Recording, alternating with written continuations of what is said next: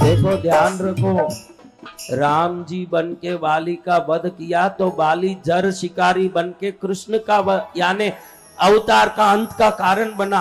आप कुछ भी करते हो तो इसका परिणाम क्या होगा, हर बार ये सोच के करो। जो काम करोगे फिर शुभ करने का मन करेगा और अशुभ करने के मन हट जाएंगे आपके जीवन में। मैं क्या कर रहा हूं ये सोच के किया करो। देखो पहले भगवान तपस्या कर रहे थे, तब देवताओं ने कामदेव को उकसाया कि जा भगवान को जगा दे, ये तपस्या में बैठे रहेंगे तो पुत्र उत्पन्न नहीं होगा, और पुत्र उत्पन्न नहीं होगा तो राक्षस मरेगा नहीं, इनको जगा। कामदेव ने भगवान के सामने जाके चेष्टाएं की कि भगवान की तपस्या भंग हो। भगवान ने अपना तीसरा नेत्र खोल के कामदेव को जला दिया। जलाया कि नहीं? कामदेव किस लिए जाके चेष्टा किया कैसे तो भी पुत्र हो जाए, और भगवान ने किससे जलाया? अपने तीसरा आंख के अग्नि से।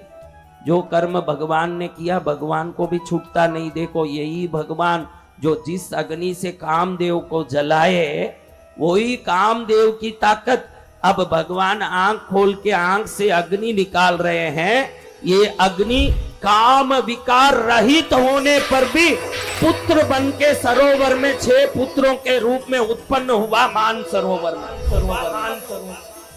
6 पुत्र कमल के पत्ते पर सुंदर सुडोल पुत्र एक समान ऐसे। भगवान को हुआ कि इनका ध्यान कौन देगा।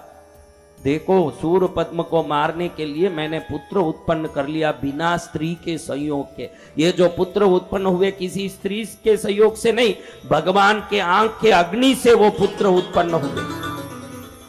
इसलिए कार्तिकेय जी का पूरा तीनों लोकों में नाम है। धर्मशास्त्र कहता है कि पुरुष यानी कार्तिकेय कोई पुरुष कहा जा सकता है, क्योंकि बिना किसी स्त्री के संपर्क से जन्म लेने से वो पूर्ण पुरुष है कार्तिकेय भगवान। ऐसे कार्तिकेय भगवान का जन्म हुआ। भगवान सोचे इसका पालन पोषण कौन करें। तुरंत भगवान का नजर गया तो ऊपर आकाश में कृतिका देवियां 6 नक्षत्र का झुंड बन के खड़ी थी। 6 पुत्र देखते ही भगवान को लगा ये भी 6 हैं, ये भी 6 हैं, इसका पालन ये करेंगी।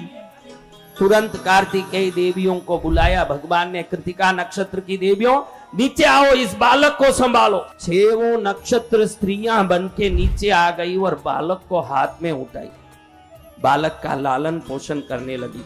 इसी कृतिका नक्षत्र के दिन 6 बच्चों को मां पार्वती एक दिन देखते ही अपने गले लगाई। मेरे 6 बच्चे, मेरे 6 बच्चे। ऐसे मां ने गला लगाया तो 6 बच्चे एक बच्चे के रूप में परिवर्तित हो गए।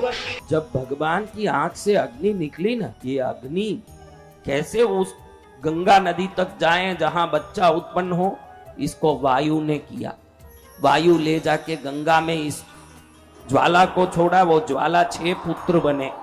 गंगा ने इसको धारण किया अग्नि को, इसलिए कार्तिकेय भगवान का एक नाम गांगेय है। क्या है? गंगा पुत्र गांगेय। भगवती गंगा ने धारण किया इनको।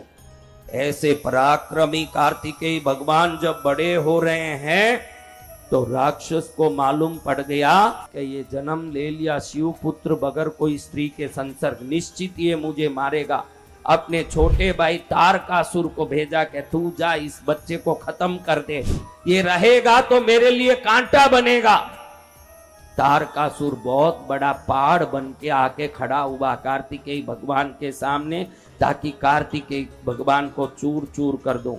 शंकर जी के चरण का धूल भी संसार के सभी अरिष्टों का नाश कर सकता है, तो साक्षात शंकर जी के पुत्र का कौन क्या अनिष्ट कर सकता है।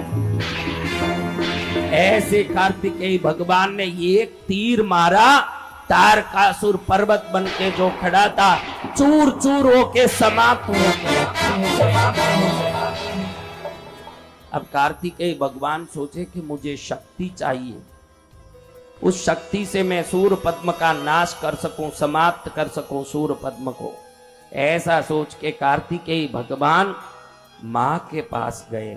हे मां आदिशक्ति जगत जननी, आपकी कृपा से मुझे सूर्य पद्म से युद्ध करने की इच्छा हो रही है, मुझे आशीर्वाद। मां ने अपनी पूरी शक्ति को एकत्रित करके एक बाला बनाया।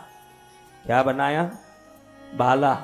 वो बाला दिया, ये शक्ति है बेटा तेरा, जब तक ये तेरे साथ रहेगा कोई भी राक्षस तेरा अनिष्ट नहीं कर सकेगा, इसको तू साथ लेके जा।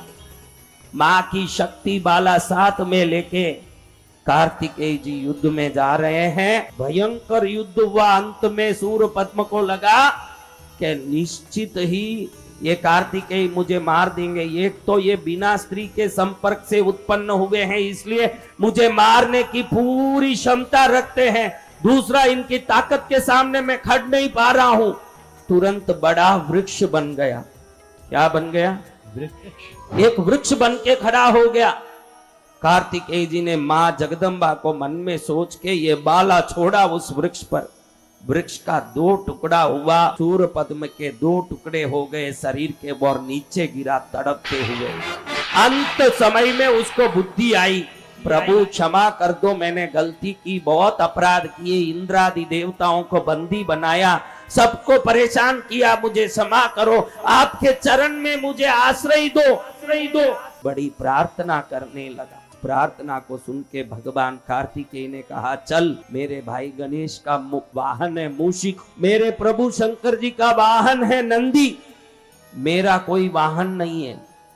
ये वृक्ष का तेरा 2 टुकड़ा किया शरीर का, एक टुकड़े को मोर बनाता हूं, वही आज से मेरा वाहन होगा, और दूसरे टुकड़े को मैं मुर्गा बनाता हूं जो मेरे ध्वजा में सदा विराजमान होगा। जो दुश्मन राक्षस था उसी को अपना वाहन और ध्वजा का चिन्ह बनाने वाले दयालु कार्तिकेय भगवान को माँ गोद में लेके बैठती है। आज उसी का दिन है। कार्तिकेय भगवान को गोद में लेके बैठने वाली स्कंद माता का आज 5वां नवदुर्गा दिन है। आज के दिन में इसी माँ की पूजा होती है जो कार्तिकेय भगवान को गोद में लेके बैठे हैं।